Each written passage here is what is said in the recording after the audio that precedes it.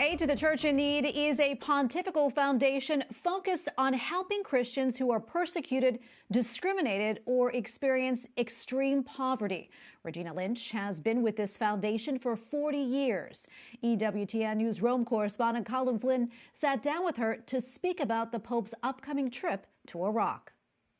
Regina Lynch, it's great to meet you and thank you so much for your time. You're very welcome. I'm very happy to be here. You are one of the first women to be chosen to be part of the Pope's official entourage as he goes on this trip to Iraq. How do you feel about that? Well, you know, I'm just so honoured. It's such a privilege to be included in this delegation. I've been to Iraq before, but going as part of an official delegation of the Catholic Church is really so much more. So as you are now officially part of the delegation going over and representing the Catholic Church there, what do you think the trip should achieve?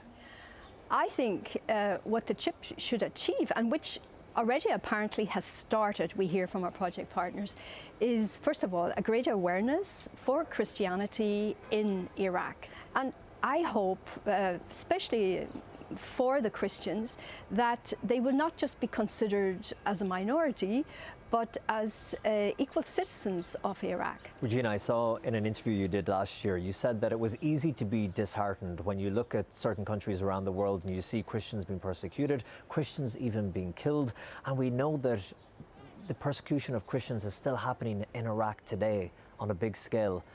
What do you think the Pope should say to the Muslim leaders when he meets them? I hope that the Holy Father will ask them to give the Christians the same citizenship as the rest of the population. The Christians have so much to contribute to society in Iraq. Christians in general, I believe and I hope, are considered to be messengers of peace, disciples of peace, of reconciliation. And don't forget, we have the social doctrine of the Church, the Catholic teachings of the Church, which has a lot to contribute to building a society where people have respect for one another.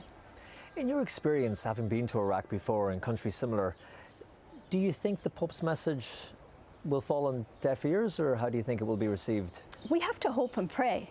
You know, I think probably in our lifetime there will always be opposition to Christianity. There will probably, in different parts of the world, there will always be persecution.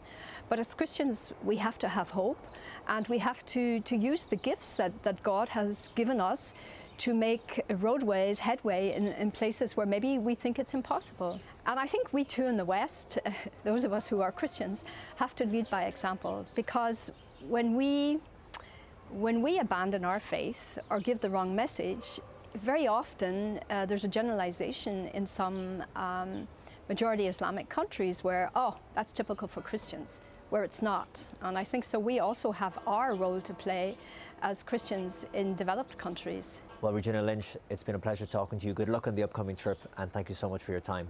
Thank you. It's been my pleasure.